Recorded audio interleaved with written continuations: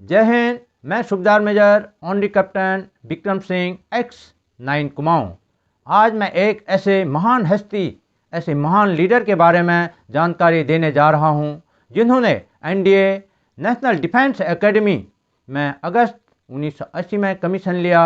कठिन परिश्रम, हौसला और जुनून के साथ ट्रेनिंग कंप्लीट करने के बाद आईएमए से पास आउट होने के बाद भारतीय सेना के एक ऐसे बहादुर बटालियन जो ग्लैंथ 9 कुमाऊं रेजिमेंट के नाम से जानी जाती है, 9 जून 1983 में साहब इस बटालियन के सदस्य बने, जो आज हमारे मार्गदर्शक और हमारे आदर्श रहे हैं।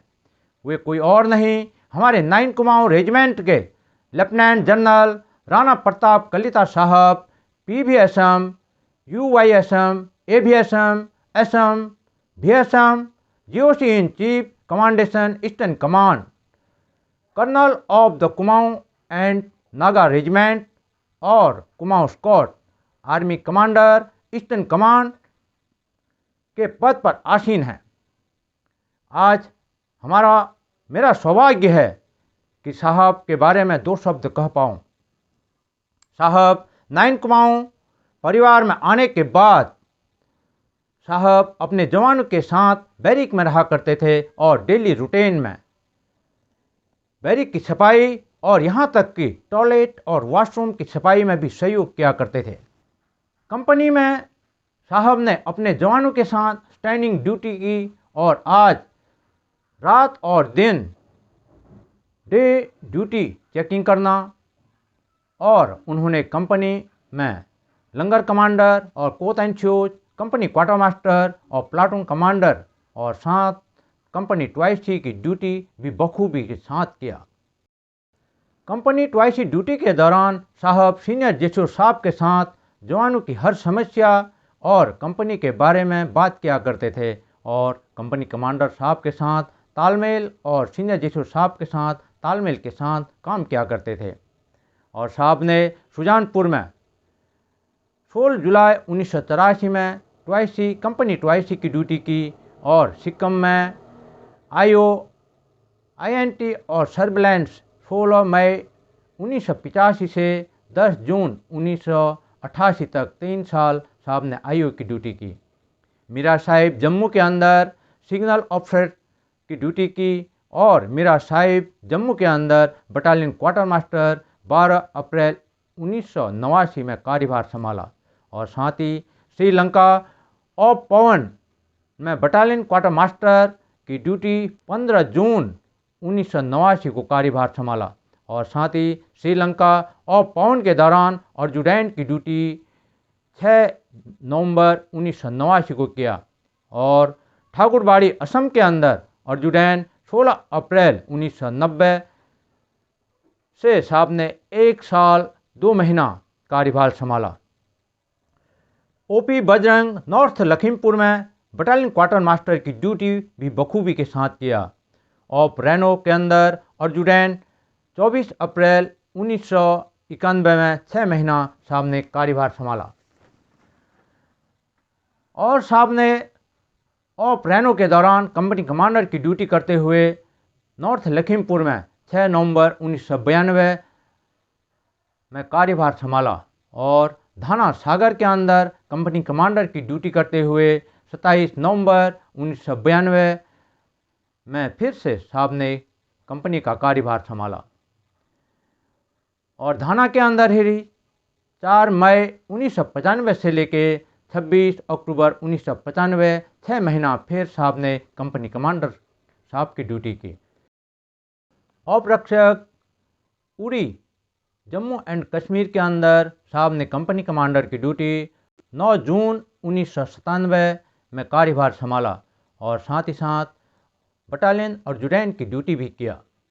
और साहब ने मुंबई के अंदर कंपनी कमांडर की ड्यूटी में 30 जनवरी 1998 से लेकर 13 फरवरी 1999 तक 1 साल 15 दिन कंपनी का कार्यभार संभाला। और जवानों की समस्याओं को ध्यान में रखते हुए साहब ने बहुत अच्छा काम किया।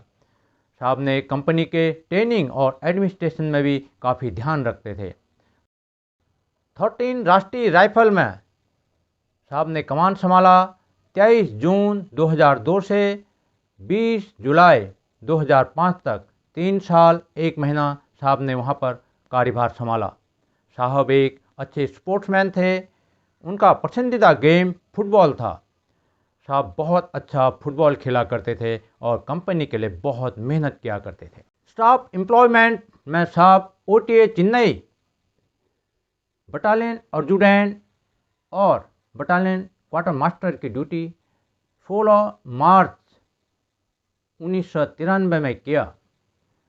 Army headquarter MS branch DAMS 2A में न्यू दिल्ली के अंदर कार्यरत रहे।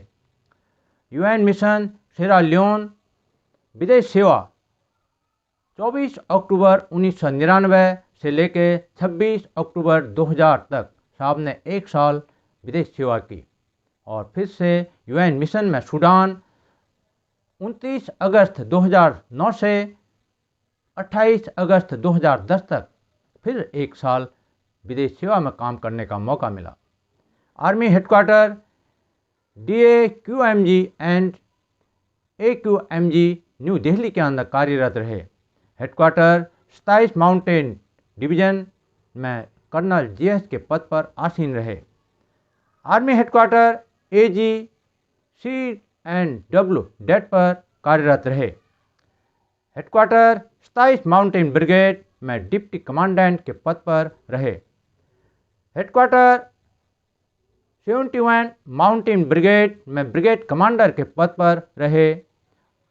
हेडक्वार्टर 19 इन्फेंट्री डिवीजन के अंदर GOC रहे। हेडक्वार्टर ईस्टर्न कमांड के अंदर COS, हेडक्वार्टर 3 कोर के अंदर GOC और हेडक्वार्टर ईस्टर्न कमांड के अंदर GOC इन चीफ के पद पर कार्यरत हैं।